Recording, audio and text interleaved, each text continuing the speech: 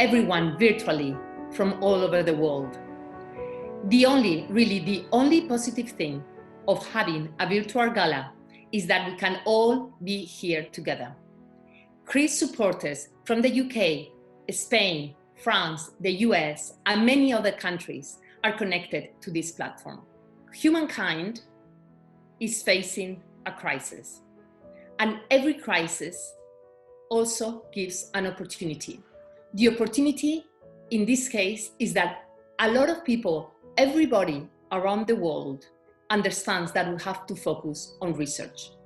Now we all understand that with funding and commitment, we can all deliver cure for patients. This applies for COVID and applies for cancer. That is why now is the time, and we need the same support for cancer research. All of us, the CRIS community, have been fighting for the last 9 years against cancer. We fund cutting-edge projects from independent researchers. We fund cancer units in hospitals. We support scientists, giving them multi-year grants. And all of this we do to save adults and children's lives. I am a cancer patient, and I'm here thanks to research. All the cancer patients alive are here thanks to research, but we cannot accept that 50% of the people suffering cancer will die from it. We have to find a cure for all cancer patients, and that is why we're here tonight at this gala. I would like to thank so many people that have made possible this virtual gala. Thank you to R.J. O'Brien for sponsoring the gala. Thank you to the volunteers, the gala committee, the CRIS team, the board of trustees, the caterers, CRIS media, and all the scientists that they are in that video. The scientists are our heroes even more this year. Thank you as well to all the generous donors of the lots in the auction, because 100% of the funds that is raised among all of us tonight will go to research. And thank you very much for all of you here that are here to support research and support CRIS Cancer. Cancer doesn't care about borders or pandemics. We can all support cancer research. That is going to be the only thing that will beat cancer. We need you more than ever. Thank you for joining, and stay connected.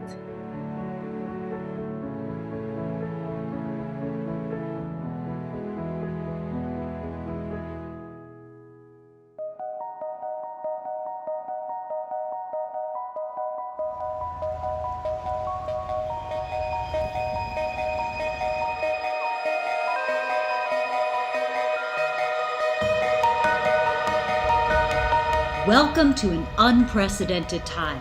While the coronavirus pandemic rages on and we keep that close eye on the rising number of cases, the rising number of deaths.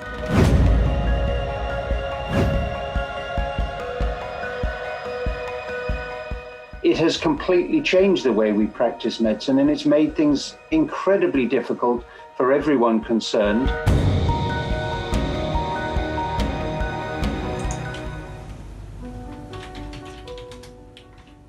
The Institute of Cancer Research top scientist, Dr. Kevin Harrington, shows us during our Zoom call with him how in this new normal, he gets suited up for his cancer research lab work. We have here the two different endpoints. Dr. Harrington reveals to us he also had COVID 6 months ago. I have to look to the fact that the world at large has understood that at times the only thing between us and very, very serious cataclysmic events is research that is able to help us to get through these problems. It's this same urgent scientific research we're doing for COVID we desperately need this year to finish off this other gigantic monster, the incomparable one that continues to invade 1 in 2 of us during our lifetime, More than 18 million of us, the World Health Organization says, every year. The monster we call cancer. My throat's starting to get dry. In March this year at 61, Robert McMullen found out he had neck cancer. I was shocked, blown away. Robert, a waste disposal worker from Mitcham, says it's one thing to fight the cancer monster, but then a month later, when he learned on top of it he tested positive for COVID. Well, I think the cancer is more extreme, more important than the COVID. Cancer is, I wouldn't wish that on my worst enemy. This poor gentleman, during the course of treatment that was aimed to cure his disease, a course of chemotherapy and radiation, we found he also had the coronavirus infection and had COVID-19. And so we then had a major dilemma about continuing his treatment. And Robert is not alone with this COVID impacting cancer. Here in the UK, sadly, we've learned 23,000 cancers have gone undiagnosed during lockdown.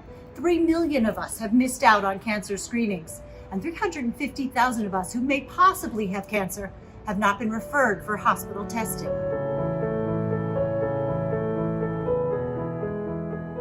Fortunately, a number of patients have suffered, including progression of their disease, and very regrettably, some patients indeed died of their disease while waiting for things to restart.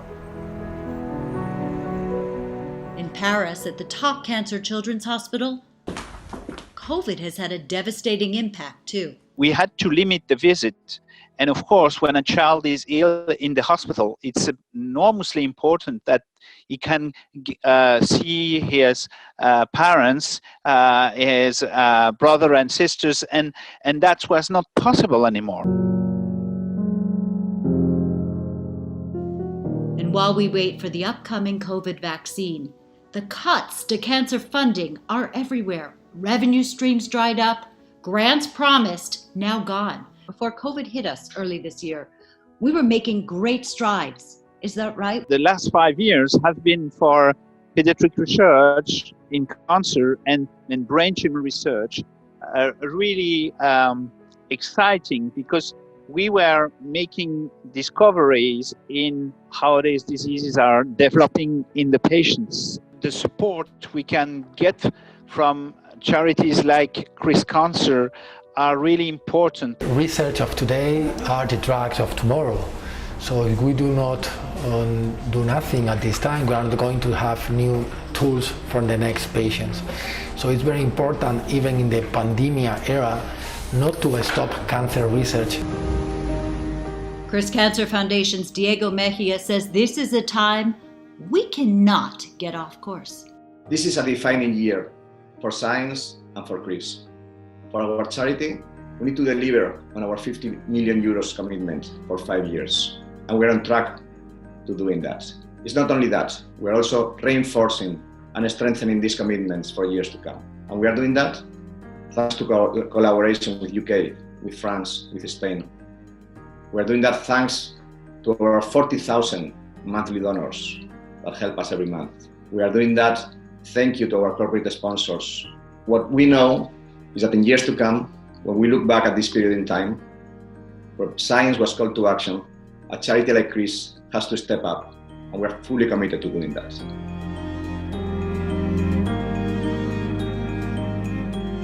CRIS Foundation is just a shining light in terms of providing research support. One good thing that will come from COVID is that we will demonstrate that scientific endeavor can solve problems, and we will solve COVID. And then I hope the community at large will also understand that with a big effort, we can also solve cancer.